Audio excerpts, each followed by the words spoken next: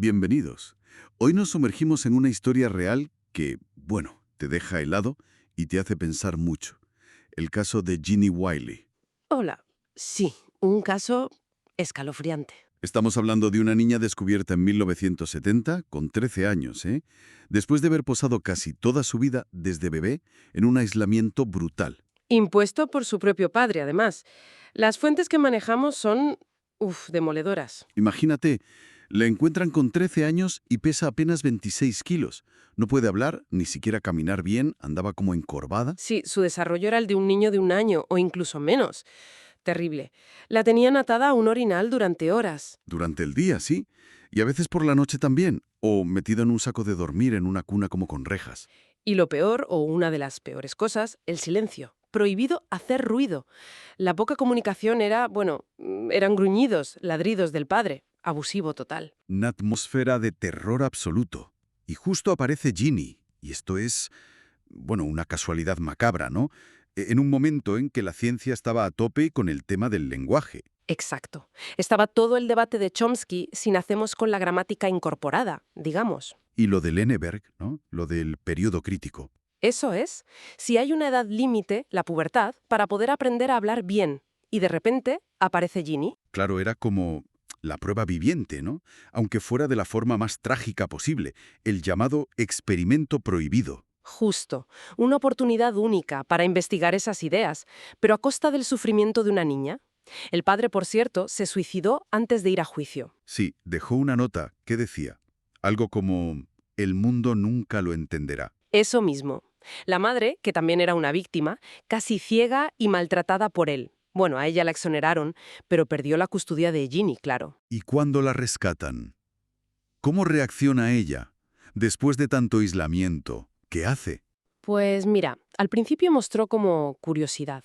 Le llamaban la atención los objetos, sobre todo los de plástico, de colores vivos. Y la música clásica de piano, curiosamente. Pero con la gente, nada. Muy difícil. Rechazaba el contacto físico y tenía comportamientos, pues claro, totalmente antisociales. Escupía, cogía cosas de los demás, se masturbaba en público. No tenía normas. No le habían enseñado nada, claro, y aquí es donde la cosa se complica aún más, ¿verdad? Porque empiezan a estudiarla. Sí, entra en escena un equipo de científicos con Susan Curtis, lingüista, David Rigler, psicólogo, financiados por el Instituto Nacional de Salud Mental de Estados Unidos. Y ahí el gran dilema ético, ¿no? ¿Qué hacemos? ¿Investigamos a fondo aprovechando esta oportunidad única o nos centramos solo en ayudarla en su terapia? Ese fue el gran debate. Y nunca se resolvió del todo bien, me temo. Las fuentes reflejan esa tensión constante. Se la estaba usando. Se estaba priorizando la ciencia sobre su bienestar. Mm. Además, se filtró su identidad, ¿no? Salió en los medios. Sí, eso añadió más leña al fuego. Un lío tremendo a nivel de confidencialidad y protección. Mm. A pesar de todo, hubo algún progreso. Aprendió algo. Sorprendentemente, sí. Al principio hubo avances. Aprendió cosas básicas, Mm. a vestirse sola, a ir al baño.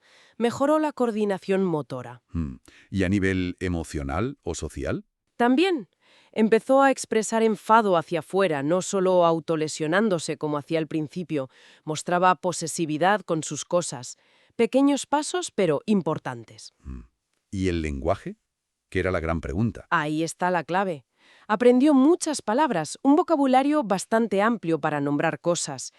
Pero la gramática. La estructura de las frases. Exacto. La sintaxis. Nunca consiguió formar frases complejas de forma natural, fluida. Podía juntar 2 o 3 palabras, quizá, pero no como hablamos tú y yo. Ujú. O sea que eso parecía confirmar lo del periodo crítico, ¿no? Que la ventana para la gramática se había cerrado. En gran medida, sí. Apoyaba esa hipótesis.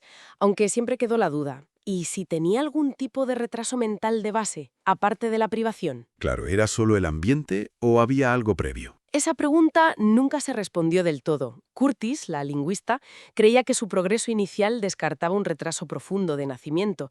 Pero bueno, la duda quedó ahí. ¿Y la investigación? ¿Por qué se paró? Pues en 1974 el Instituto Nacional de Salud Mental cortó la financiación. Dijeron que por falta de resultados científicos claros, desorganización, vete a saber. Vaya. ¿Y qué fue de Ginny entonces? etapa muy dura. Pasó por varias casas de acogida, al menos 4 o 5. Ujú. ¿Y le fue bien? No. Las fuentes indican que en algunas sufrió más abusos, negligencia. Terrible. Tuvo regresiones muy fuertes. Volvió a quedarse casi muda. ¡Qué horror! Después de todo. ¿Y hoy? ¿Se sabe algo de ella? Muy poco. Se protege muchísimo su privacidad, lógicamente. Lo último más o menos fiable es de hace años, por conversaciones con su madre antes de morir. Ujú. ¿Y qué decían? Pues que parecía estar en una residencia para adultos en California. Un sitio pequeño, más estable al parecer. Pero su estado exacto, ¿dónde está? Es un secreto. Para protegerla de la prensa y la curiosidad. Entendible. Su caso es, bueno, una lección brutal sobre lo importante que es todo en los primeros años, ¿no? El cariño, hablarle a un niño, el contacto. Fundamental. Especialmente para algo tan humano como el lenguaje. Sin esa interacción temprana, vemos lo que puede pasar. Mm. Y nos deja esa pregunta ética en el aire, ¿no? ¿Hasta dónde puede llegar la ciencia cuando hay una persona tan vulnerable en medio? Totalmente. Nos recuerda esa relación tan compleja entre lo que traemos de serie, la naturaleza, y lo que nos hace el entorno, la crianza. Quizá la pregunta final que nos deja Ginny es, ¿qué partes de nosotros, de nuestra humanidad, dependen sí o sí de esos primeros lazos, de esa primera voz que nos habla? Una pregunta inquietante, sin duda.